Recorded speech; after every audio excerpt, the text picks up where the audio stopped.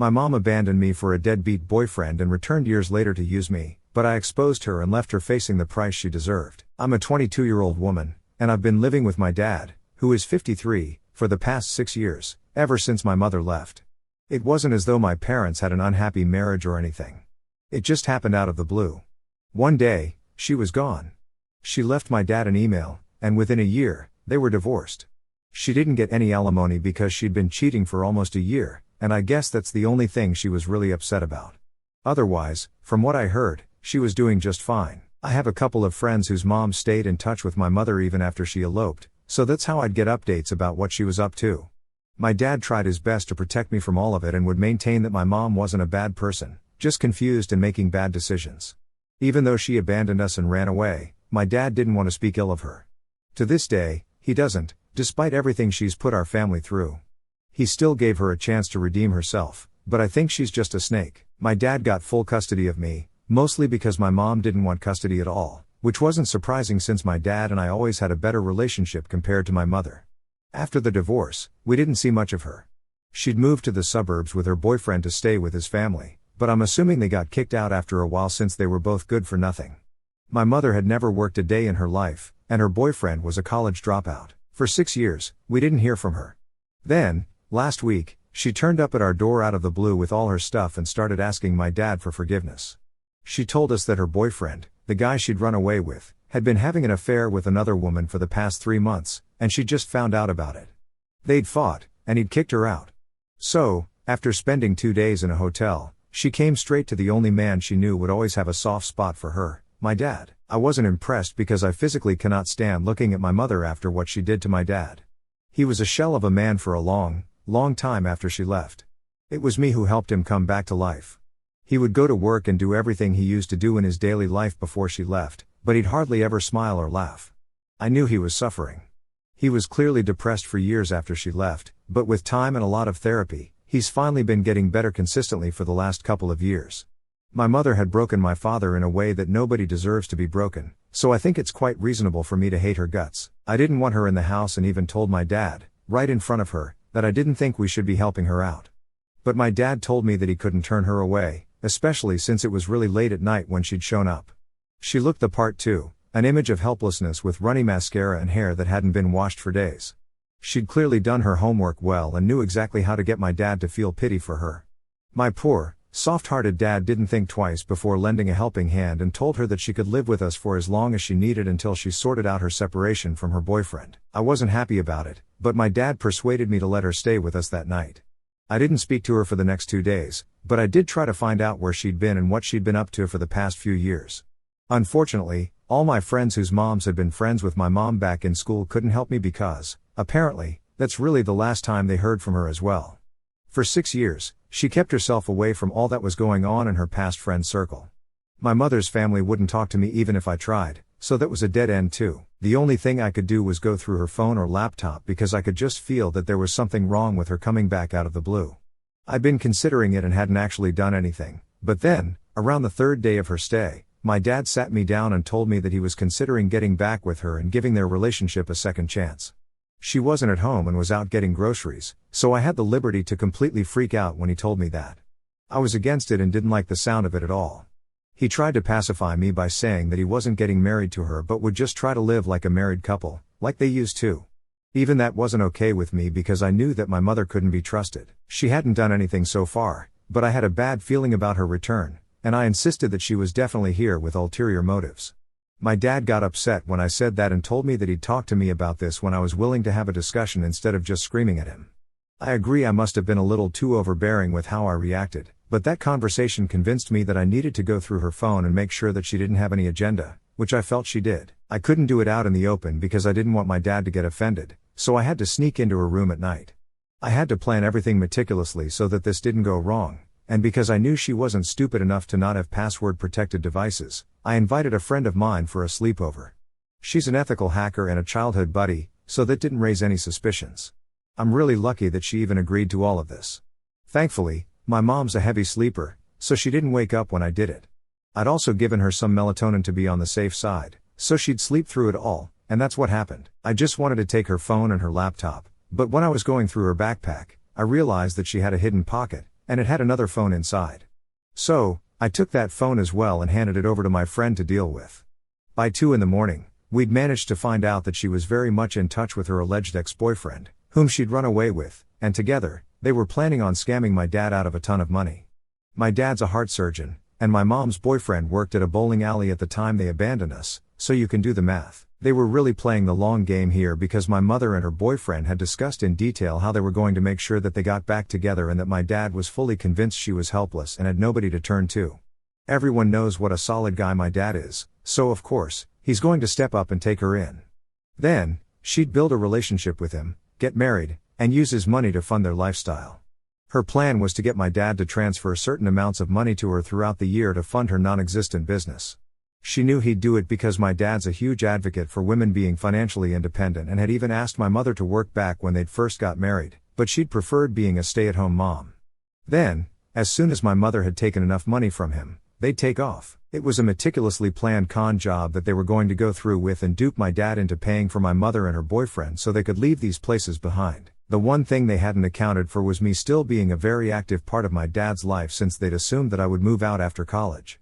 I did have plans to do that, but after my mom ran away, I decided to stay back with my dad to look after him and be there for him. He wasn't physically sick, but I knew what he'd been through, and I couldn't just leave him. My mother had even had a conversation with her boyfriend about how I had been there and almost ruined her plans with my interference, which is why they decided that they needed to win me over too if they wanted to make this work. That explained why my mom was being so nice to me all of a sudden that day, but unfortunately for her, I could see right through her act and didn't buy even 1 second of it. I copied all the data from all her devices to use as evidence against her and then put everything back in its place. I didn't sleep at all the entire night, and only when my friend left the house at 8 in the morning did I finally take a 2-hour nap. It was a Sunday, so I knew everyone would be home, most importantly my dad. I didn't say anything to him, and as soon as we were all up, I called the cops. Within half an hour, they were at our door and were dragging my mom away to the precinct. I'd already transferred the data I'd gathered to a pen drive and handed it over to the cops who showed up. My mother was going to be detained while the cybercrime department verified whether all the data was authentic or not, and they also seized my mom's devices. It was a confusing morning for both my parents. My mother was acting out in a frenzy and kept screaming that I was trying to frame her, but I ignored her and just spoke to the cops. My dad was trying to calm my mother and looked just as lost and confused as he probably felt on the inside. After about half an hour, the cops finally left with my mother, who went kicking and thrashing, and I could finally tell my dad everything peacefully. Unfortunately, that's where things went very wrong for me because, instead of asking me about what had happened, my dad lost his cool with me as soon as the cops and my mother were gone. He told me that he was going to ask my mother to leave anyway and had come to his senses just after she'd asked him for $500 the previous evening for clothes because she claimed she had nothing. But my dad had seen the size of the duffel bag that she had brought, and my mother and I are pretty much the same size, so she could borrow from me if she really needed clothes. $500 just for clothes seemed a bit much at the time, and when he brought it up, she pretended to laugh, but it was clear to him that she was annoyed. He'd realized that she was just here for the money, and he'd also seen the second phone she'd been using in secret, so he wasn't as clueless as I thought he was. He'd put 2 and 2 together already, and even though he didn't know the nitty-gritty of what she was up to, he'd known already that she wasn't the helpless woman she was pretending to be. He planned to confront her a little later that day and then ask her to leave politely because he didn't want to get the cops involved, but I jumped the gun and did exactly what he didn't want me to do. I tried to explain to him what my mother had been planning, but he shut it down and said that he didn't care. It wasn't my place to call the cops at all, and he needed some time away from me in this whole mess to sort himself out. It's been a couple of days, and he's not pressing charges, which is fine by me, but he's also not speaking to me. He's keeping it to a minimum right now, and I know that he's upset, but I can't figure out why because, as far as I'm concerned, I did him a huge favor and saved him from getting scammed. To be fair, there was really no way for me to know that he was aware of my mother's intentions, especially after what he said to me about wanting to give their relationship a second chance. I feel like he didn't communicate with me enough, and that's why all of this happened. I should have at least asked him what he wanted to do before calling the cops, and I see that now. I felt terrible for what I did, not for my mother, but because my dad was taking this all really hard. I apologized to him this evening, and it's been 2 hours since then, but all that he said was, "It's fine," and then went back to reading his book. I feel awful about all of this. I don't fully understand why exactly he didn't want to report my mother to the police, but I'm sure he must have had reasons, and I had no right to interfere without making sure that he was okay with it first. I just want him to forgive me and for things to go back to normal again, Like they were before my mother came back. I haven't even been able to bring myself to fully focus on work and had to take a day off because of how bad I feel about what happened. I don't know what happened with my mother. I'm guessing she's been let off the hook since my dad isn't pressing charges, and she'd technically just been planning to commit a crime but hadn't actually done anything. I haven't heard back from anyone yet, but I think she's been let off with just a slap on the wrist and a fine. My dad would know what happened, but since he isn't exactly speaking to me right now, I can't find out. Even if we do start talking, I don't think my mother will be the first thing I bring up with him anyway. It's been a while since the cops took my mother away and 3 days since I apologized. Today, my father and I finally addressed the elephant in the room. We talked about it and cleared the air between us, and I feel kind of better. I also think I sort of understand what my dad was thinking, and I still am sorry about what I did by not talking to him before calling the cops. He apologized to me for getting so mad at me and then refusing to speak to me over this because he was still just trying to sort out how he was feeling about all of it. I could tell that talking about this was hard for him, but he did tell me that the day my mother returned, he felt like he could go back to his old life once again, and it would be just fine. That's why he said he wanted to give their relationship another shot. He was just riding the high of my mother's return, but it didn't last long. Just the day after that, he spotted her talking on the phone that she used in secret, and he was forced to wake up to the reality that my mother was never here for my dad. He was very upset about it but couldn't bring himself to let her go, so he waited for a couple of days more. But then, when she asked for a ridiculous amount of money for clothes, he put 2 and 2 together. He waited that night and was going to talk to her the next day, but I jumped the gun and took things into my own hands instead. He was very upset about that because, in spite of whatever she had put us through, he still had a soft corner for her and didn't want her to get into legal trouble or, worse, start to hate him. And that's what was happening because, after my mother was released and got back her phone, the first thing she did was send a hateful text to my dad, saying how much she hated him for what he had done since she thought that he was the one who called the cops. Then she blocked him, and that was it. He was really upset about that and had been taking it all out on me since the arrest. But he'd finally come to his senses now and knew that the way he had reacted made no sense. He apologized to me profusely and acknowledged that maybe therapy wasn't working out for him as well as it was in the past and that he needed to attend his sessions more regularly than he had been because, clearly, he still hasn't been able to move on from my mother completely. I don't blame him, really. My parents were childhood sweethearts, and as a kid, their story was a fairy tale come true for me. But, of course, with time, I realized that my mother wasn't the person I'd thought she was for all those years of my childhood and well into my teenage years. My father and I hugged for a while, and he broke down crying while I let him cry it out because he'd been really strong for a very long time. He'd earned this cry, especially after what Mom did just recently. So, I guess it's getting better now with me and my dad. A lot of people had very harsh opinions about him, but trust me, he's not really a bad guy. This is just a part of who he is, and it's not great, but nobody's perfect, and we all make mistakes. What's important is that he realized this and owned up to it, and so did I. Neither of us is going to leave each other's side because we're all we have. So, my mother has decided to stage a comeback into our lives, but not through the traditional way that she went for the last time. This time, she decided to defame my dad online and accused him of kicking her out because she refused to marry him. My dad was blocked, and so was I, so I couldn't see the post when she put it up first. We found out almost a day later when one of my friends told me that she'd posted this. She sent me the post as well, and it was just ridiculous how hard she was trying to play the victim here and was spewing lies so openly about my father. I found myself wrestling with the decision to keep my dad in the dark about the whole mess, hoping to spare him the pain and handle it on my own. The last time I tried that approach, though, it backfired spectacularly, so I knew better this time. My dad, a man in his early 50s, deserves to be treated with the respect and honesty due to an adult, not shielded like a child. I'd learned that lesson the hard way. So, with a heavy heart, I sat him down and showed him the screenshot of the venomous post my mother had plastered online. His initial reaction was one of deep disappointment, his face clouding over as he processed the betrayal. But then, his resolve hardened, and he declared his intention to pursue legal action against her, determined to hold her accountable for her slanderous words. It was painfully obvious to everyone who knew the situation that my mother's post was nothing more than a pathetic grab for sympathy. The audacity of it was almost laughable, given that she was the one who had abandoned my dad, running off with her boyfriend in a blatant act of betrayal. For my dad to even consider letting her back into our lives was an act of grace that should have been celebrated, not twisted into the vicious narrative she was spinning. Anyone who's ever met my dad knows he's the furthest thing from the monster she was trying to paint him as. Her lies were so transparent they should have been debunked in seconds, but, as luck would have it, there's always a handful of idle, spineless individuals in our circle who lapped up her sob story and fed her the attention she craved. It was infuriating to watch them enable her, blindly cheering on her falsehoods without a shred of critical thought. I suggested to my dad that we could fight fire with fire, post the truth about her schemes online and let the court of public opinion tear her apart. But he shook his head, firm in his conviction to handle this the right way, through proper legal channels. His integrity in the face of her deceit only deepened my respect for him. So, we began the search for an attorney who specializes in defamation cases, someone who could navigate the complexities of this situation with precision. Thankfully, my dad's cousin, a seasoned attorney himself, stepped in to guide us through the process, offering not just legal expertise but also the kind of familial support that made this ordeal feel a little less daunting. The situation isn't dire yet, but my mother's post is public, and my dad's reputation in our tight-knit community is on the line.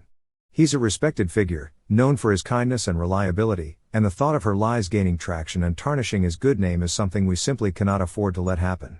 In moments of quiet reflection, I find myself regretting ever allowing my mother back into our lives. The decision to give her a second chance now feels like a grave mistake, one that's left me questioning how I could possibly share DNA with someone so manipulative and deceitful. The very idea that she's my biological mother feels like a cruel cosmic joke. There are times when the thought of being related to her fills me with such disgust that I'd rather claim no mother at all than acknowledge her as mine. I know that might sound harsh to some, but her actions have been nothing short of deplorable, and the hurt she's caused runs deep. Hey, Reddit, I'm back after a 2-month hiatus, and I owe you all an apology for going completely off the grid. Life got intense, between diving headfirst into a new relationship with an amazing guy I met through a friend about 3 months ago and juggling my job, I barely had a moment to breathe. Oh, and let's not forget the defamation case we brought against my mother. Spoiler alert, she didn't end up in jail, much to the disappointment of many of you who were rooting for justice to be served. Believe me, I would have loved to see her face the consequences of her actions behind bars, but we settled out of court for a hefty $330,000. Not quite the victory we envisioned, but a victory nonetheless. How she and her deadbeat boyfriend managed to scrape together that kind of money is beyond me. My best guess is that her family, unwilling to see their darling daughter face legal repercussions, dipped into their savings to bail her out. But the silver lining? They're gone from our lives, and I mean gone. After everything that went down, I highly doubt they'll have the nerve to come crawling back. And if they do? Well, let's just say my new boyfriend has a distant connection to a Supreme Court judge, so they'd be playing a very dangerous game. I'm half joking, of course, but the point stands, they'd have to be monumentally foolish to try anything after narrowly escaping accountability twice. In all seriousness, I believe we've seen the last of them. My mother and her boyfriend would need to have an intellect lower than a thermostat to think they could mess with us again and get away with it. Then again, I wouldn't put it past them to overestimate their own cleverness. After all, their track record suggests they're not exactly operating at genius level. For now, though, my dad and I are moving forward, relieved to have closed this toxic chapter and hopeful for a future free from their chaos. The decision to confront my dad with the truth about my mother's post wasn't an easy one. I spent hours debating whether shielding him from the pain was worth the risk of repeating past mistakes. The last time I tried to handle things on my own, thinking I could outsmart her schemes, it only made things worse. I underestimated her cunning and overestimated my ability to manage the fallout. That experience taught me that secrecy, even with the best intentions, often backfires. My dad, with his years of wisdom and quiet strength, deserved to know the full extent of what was happening, no matter how much it hurt. So, I gathered my courage, pulled up the screenshot, and laid it all bare. His reaction was exactly what I expected, a mix of hurt, disbelief, and, eventually, a steely determination to set things right. What stung the most was how blatant my mother's lies were. She painted herself as the victim, spinning a tale of woe to anyone who would listen, all while conveniently ignoring the fact that she was the one who walked out on us. Her betrayal wasn't just personal, it was public, splashed across social media for all to see. My dad, who had every reason to turn her away when she came crawling back, chose compassion instead. That act of kindness should have been a testament to his character, but she twisted it into something ugly, something unrecognizable. The fact that a few gullible souls bought into her narrative only added insult to injury. These were people we knew, people who should have seen through her facade in an instant, yet there they were, offering her the sympathy she so desperately sought. It was a bitter reminder that not everyone values truth over drama. When I floated the idea of exposing her plans online, I thought it might be a way to reclaim the narrative. A well-crafted post, backed by evidence, could have shut down her lies before they spread too far. But my dad, ever the voice of reason, insisted on taking the high road. Legal action, he argued, was the only way to ensure justice without stooping to her level. His cousin, a sharp and empathetic attorney, was quick to offer his support, helping us navigate the legal landscape and connect with a specialist in defamation law. The process hasn't been easy. Finding the right attorney, gathering evidence, and preparing for what's to come takes time and energy. But with my dad's reputation at stake, there's no room for half measures. He's a pillar of our community, respected for his integrity and generosity, and we can't let her lies erode that. Looking back, I can't help but wish I'd never given my mother the chance to worm her way back into our lives. Her presence was like a poison, seeping into everything and leaving destruction in its wake. The fact that she's my biological mother feels like a cruel twist of fate. How could someone so selfish and manipulative share a connection with me? It's a question I grapple with often, and the answer never gets any clearer. There are moments when the very thought of her makes my skin crawl, and I find myself wishing I could sever that tie entirely. It's not a sentiment I express lightly, but her actions have left me with little else to feel. As for my return to Reddit, I'm thrilled to be back, even if it's taken me a while. The past few months have been a whirlwind, falling in love, balancing a demanding job, and navigating the legal battle with my mother. The settlement was a hard-won victory, and while it didn't end with her in jail, it's a resolution that allows us to move forward. The money, while significant, isn't the point, it's the closure that matters. My mother and her boyfriend are out of our lives, and I'm confident they'll think twice before crossing us again. My boyfriend's distant connection to a judge might be a fun tidbit to throw around, but the real security comes from knowing we've taken the right steps to protect ourselves. Here's hoping the future brings more peace and fewer snakes.